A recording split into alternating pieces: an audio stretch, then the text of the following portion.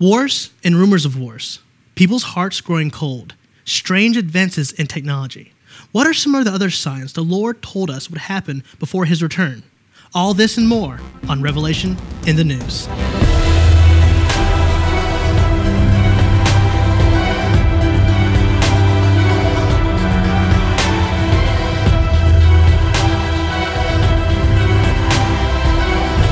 Hello and welcome to Revelation in the News. I'm your host today, Ricky Bakker. We're going to jump right in with a very interesting story. And John, you have that story. Yes. A matter of fact, the World Council of Churches officially endorsed the Palestinian campaign for Jerusalem, saying that Israel's recent move in installing additional security measures at the Temple Mount following a terror attack.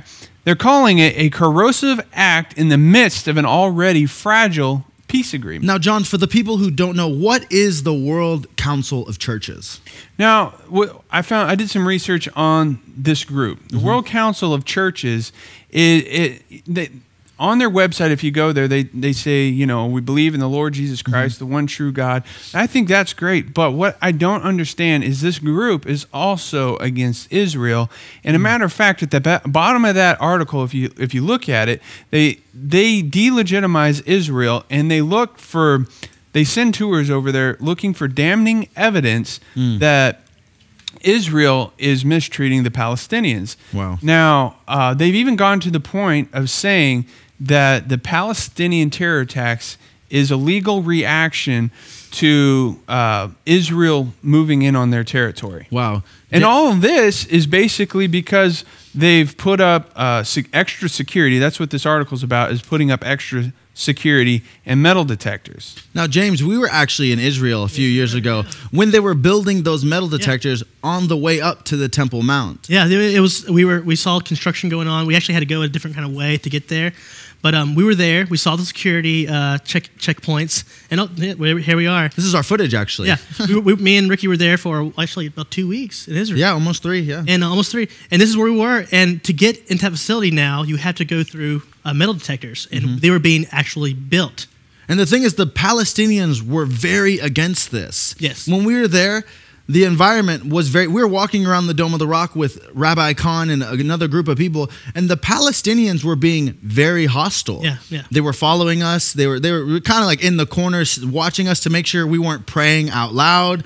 They're being very, very hostile. And if they're doing that, obviously, to us as Westerners, what are they doing to the Jews in their own home? Can I ask you a quick question on that note?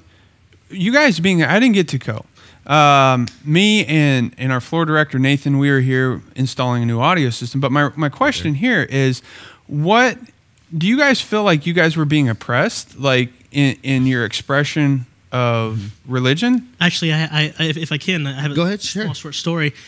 Me and a past pastor we used to be here, we went to the Wailing Wall.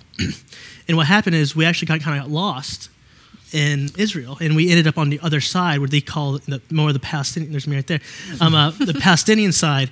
We actually got out on that side, so we were lost. So we went to we were thirsty. We wanted a drink. We actually went to the counter to ask for a drink, and we only had our American money on us, which you can pay anywhere with American money there in Israel. Well, the man yelled at us. Told us that we need to leave. Wow. And he did take our money eventually, but told us to go. And he was very angry that we couldn't facilitate his money, I guess. That's crazy. Now, I do know whenever I was walking around that Palestinian quarters, because there was a time where we were in a hotel in that Palestinian area. I was with Mondo Del Vega, which you've seen on Revelation in the News before, and we were walking around. He was actually going to get his hair cut, and we were walking through the Palestinian quarter, but it proved to my benefit that I kind of look like I belong there. So as long as I didn't say anything, it was okay, because I looked like I belonged in that Palestinian area. But the thing is, the fact that they're oppressing the Jews and that the World Council of Churches, now you have to remember, this isn't just the World Council.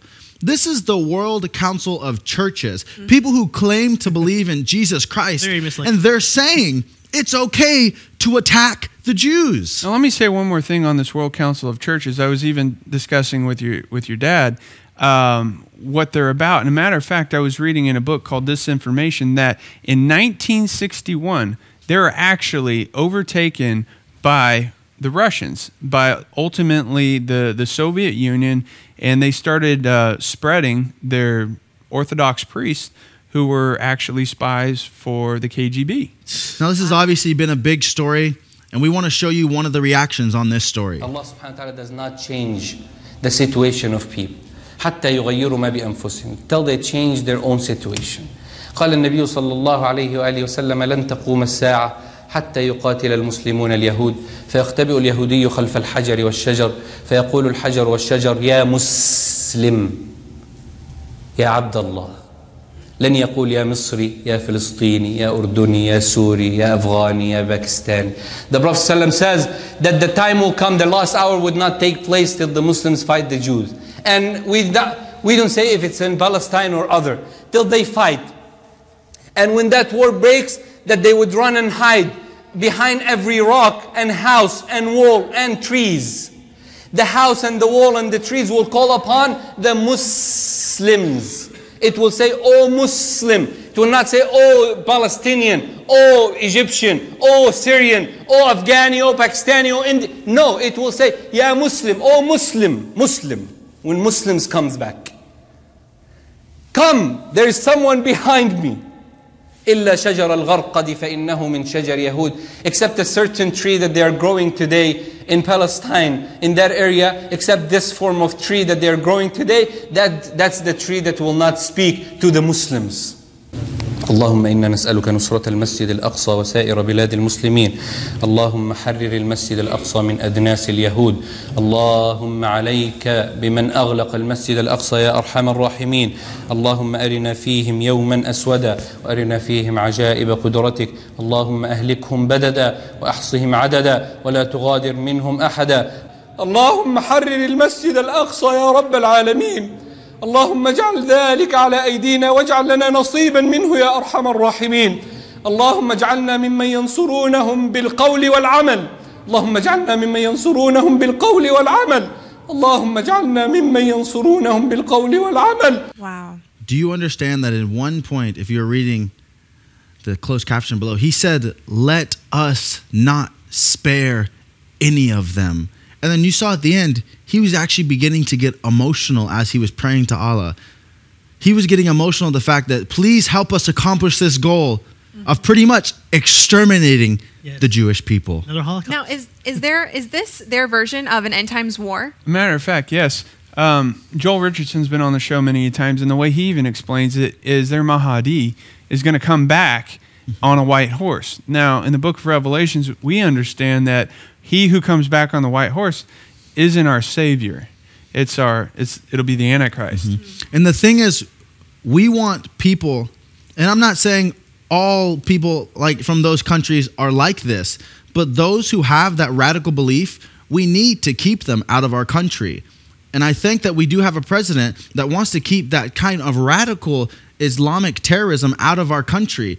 Now, I was just saying that there's really only two types of Muslims. There are the radical Muslims and those who support the radical Muslims, those who aren't willing to go out and actually be the suicide bombers and do the killings themselves and perform the jihad, but they fully support it because that's what their Bible says to do. That's what their Quran says to do. That's the thing is, like, I mean, I have a friend who actually went in and read the whole Quran, and he was, trying to understand it in a good way. But he says by the end of the book, it tells you to murder all the Jews. The book, it says it in their word. And the thing is, I mean, it's got to be a dark book to tell you to go out and murder an entire people group. Now, the thing is, the United States of America right now, a big majority of people are fighting so we can keep people like that safe.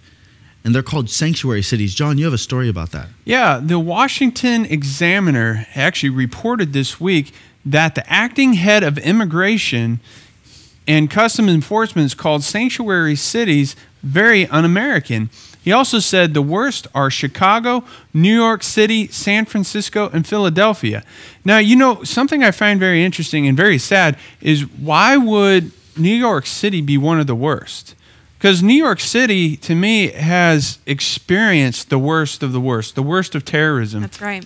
I would expect them to be more patriotic, to be the leading light for America, to not let a door open to these terrorists. Now, we hear about sanctuary cities a lot in the news right now, but tell us what a sanctuary city really is, John.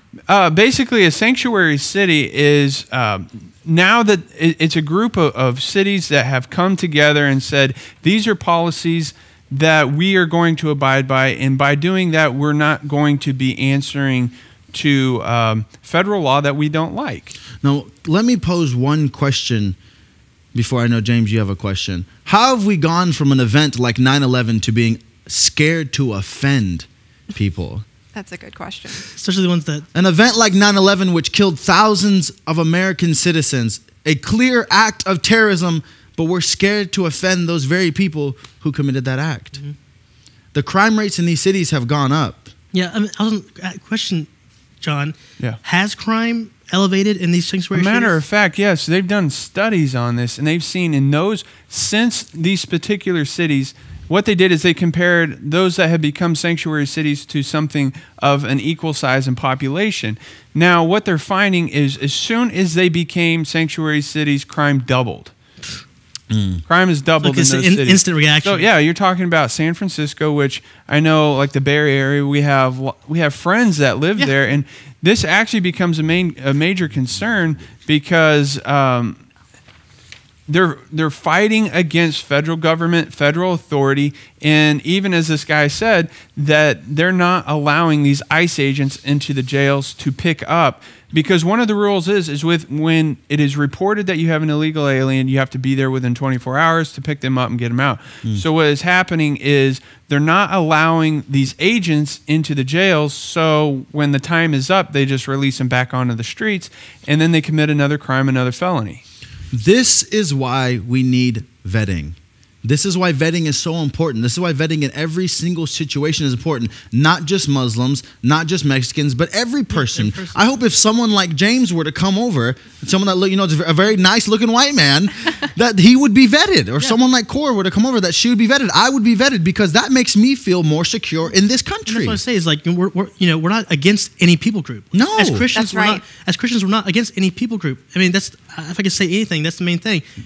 We're just against people who want to hurt you. Exactly. Shoot you in the face. And we have a right to be concerned for our own safety. Exactly. Yeah. And even like what just happened like a year ago, was it July 15th, Caitlin, she was murdered by an illegal immigrant. Catherine Steinle. Which Steinle, and they passed this new bill because of that situation there. And we want national security. I can't believe that there are people actually fighting against federal government. And my question to you guys real quick is, I feel like this is a step. I think if politicians, because this is all it is a political game, and if politicians can do this, what does this now mean in the future? If you can watch them resist authority from the top down and say they're not going to abide by the laws that they don't like, what does that mean for you? Does that mean when you go to those sanctuary cities, you have to abide by their laws? I mean, I think what that's going to ultimately turn into is anarchy. Well, no, there's two roads: anarchy or martial law. Yeah, that's two places. And those are both very, very deadly, scary places. Yes. Which they're even talking about in those cities about sending like federal government in there to take care of it because crime is so bad. Look at Chicago. Now the thing is, if federal government gets sent into a place like Chicago, there's a few things that can happen, but what I honestly believe will happen is we'll turn into an all-out bloodbath because they will try to resist the federal government, and the federal government will have no choice but to fight back. Yeah. Now, we're vetting people coming into this country. We're screening people. We're making sure everything is safe, but are you screening what's going into your home? There's another story that, Cora, I want you to share.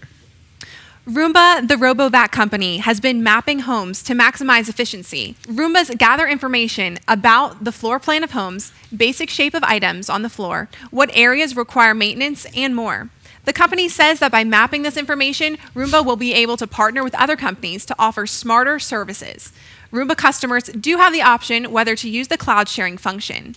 But according to the article, Roomba still has the freedom to share this data internally with subsidiaries, third-party vendors, and the government upon request. Now, does this story kind of concern you guys? Yes. Why can't we just have nice things? It was a vacuum cleaner that went around your house. I know. And it cleaned for you because, It's cool, you might have cute, been, it's awesome. you might have had the baby. You might have had, it's just made life a little bit more convenient for you. But now they're selling the layout of your home to third-party companies. Yes. I think this is a really cool segment that the producing team here has come up with, this new Stranger Things in technology. And I think this is totally creeping me out. The fact that they now have like this robot that cleans your house for you, and then it can do automatic updates and then turn over information to the highest bidder. So people can, like, if you go 6 months from now after buying this robot, move things around, move furniture around, build a wall, basically this little robot's going to map it out, and then they'll take that information, apply it to whatever information you had before, and sell it to whoever's out there. Well, let me just remind you of what happened not too long ago with Apple and the government. I mean, the government basically told Apple, we need you to open this back door to your technology so that we can get the information for safety purposes. Yeah. And that's exactly, I can see that happening with Roomba. And that's a scary thought. James, you said a quote to me right before we went on the show that really struck me. It's actually in this article, and it's very disheartening. And it's true with our generation. Convenience trumps privacy every time. And is that like true? That hits. I mean, microwave came out, all these things that could do things quicker, convenience. And the thing is, when you get that new iPhone, or you get the iTunes or whatever, and you scroll down, you just press I agree because it's convenient. You want your item to work now. Right. Yeah, you're not going to read all 70 pages of the terms and conditions that say you're pretty much giving up everything you have. So for exactly what that is, convenience. Now, James, there's a story. I'll be in an airport in a few days on my way with my dad to Washington, D.C. Now, this is actually something that might help me at the airport, James. What is it? Amazon has filed a patent for a power charging robot that will come to your aid. Users will make wireless requests, and the robot can find the user using sensor data. The robot can even find the user automatically when their phone reaches 10% battery. So, at first I was like, okay, first of all, that application is super convenient. Okay, how many times have you been at the airport? How many times have you been at the airport and you're like, I can't find a charge station. I don't want to talk to that person next to me right now. I don't want to sit on the floor. Yeah, like, hey, man, can I charge my phone? You know? Exactly. You know what? Last time I was at the airport, I asked the guy next to me, I was like, could you plug my phone up? It's kind of awkward. You're there at the airport. And the application's nice, saying, okay, come to me. But what I was seeing in this is that this little robot can find you out of a crowd of people just by finding your sensor data on your phone. So, why this is convenient, what else do you think this data that can find you, how can it be used in a maybe negative way? Yeah, what I find very interesting is like you just said, people will for convenience, I look at apps today. Every time you download an app, whether it's Angry Birds or a new flashlight program to put on your phone, it wants to know. It's like when I download a flashlight program, why does it need to know my contacts? It wants your contacts, your location, my location, videos, photos, access to your camera. Yeah, what do you need that for? I just downloaded an app today, and it says, "Can I have access to your camera?" I would even go to say 90% of the people know that, and they still say okay. Exactly. It's all in the terms and conditions. Now, James, we were just talking about access to the camera. There's an app that has just come out that apparently can scan your face and tell you your hobbies? Yes. Augmented reality startup Blipper has launched a facial recognition feature on its app. The feature allows users to find out personal information which can be accessed when their face is scanned with the app. Once the face is scanned, users can instantly see information about that person displayed in bubbles around their head and face. That is absolutely crazy. So what you're saying is this app, you take it and you point the camera at somebody, it scans their face, and it tells me your hobbies. Yes. Explain that, James. Well, yes, that's what it does.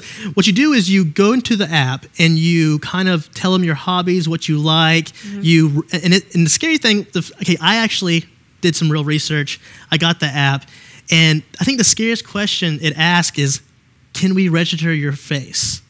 Can we register your face? Scary. Which I guess in the app it's okay for that, but once again, I was talking to John before. Applications like this and technology like this starts out as fun, maybe health benefits, but it slowly moves into something more most of the time. Well, not only that, but remember, they're keeping a database of your face. Oh, yes, exactly. Yes, and who knows where that information can go from there. If the Roomba people can sell my information to Amazon, can they sell, these people can they sell my face to the military? Well, you know what? I was actually talking to someone the other day about getting a concealed carry license for a gun. Yeah. And I was talking to them about it. I have a concealed carry license for my weapon. They have markings of all my fingers, and like, oh well, I don't want the government to have all my thumbprints. And I said, but you own an iPhone. Like they already have your thumbprints. You don't realize that you click that and it has Touch ID. What do you think the Touch ID is doing? It literally goes off the fingerprint that you have, and you can do it for all your different fingers. Like even my phone, it's not an iPhone or anything. It's just Samsung. But on the back of it, I could put my finger on the back. It'll tell me my heartbeat. It'll tell me all kinds of stuff about like my physical fitness and all that. And it's like, what are they doing with this information? There's certain apps where you can actually send your blood or DNA in now. Yeah. And it'll tell you about your ancestry and all that. I know. I find that a little scary. Now, in a crazy world of media, what are we to do? We don't know. But you know what? I know one great thing. We have a media school here at Morningside that works very hard. And they actually produce shows just like this one, Revelation in the News, the Jim Bakker Show, and all types of projects and film contests. And they're doing that. And so if you're interested in being a part of a school like that, check out this promo.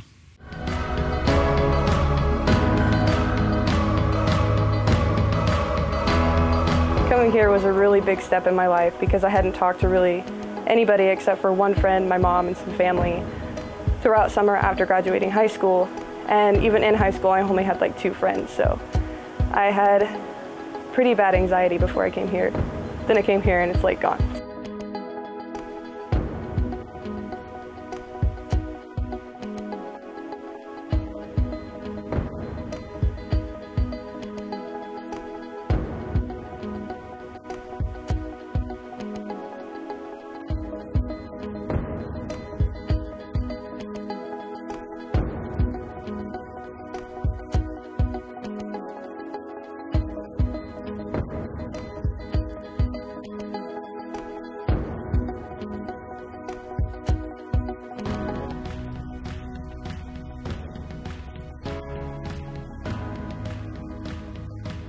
I am a floor director, so I floor direct for Jim Bakker Show, and I also floor direct for Rev in the News.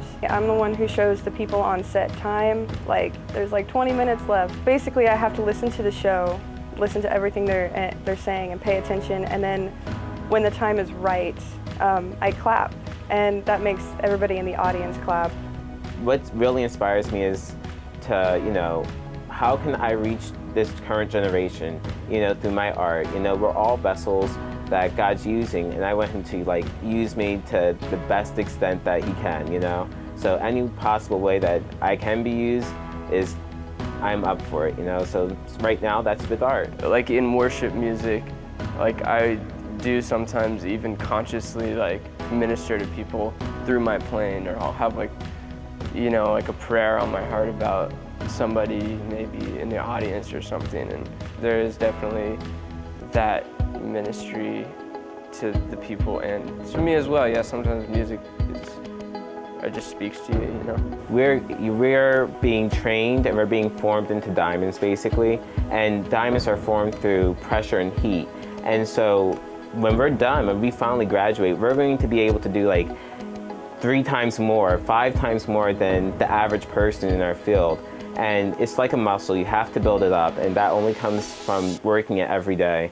So if you're interested in checking out a great media school in a great environment where you get the Bible, you get media, you get to build lasting relationships for the rest of your life, check out Morningside School of Media.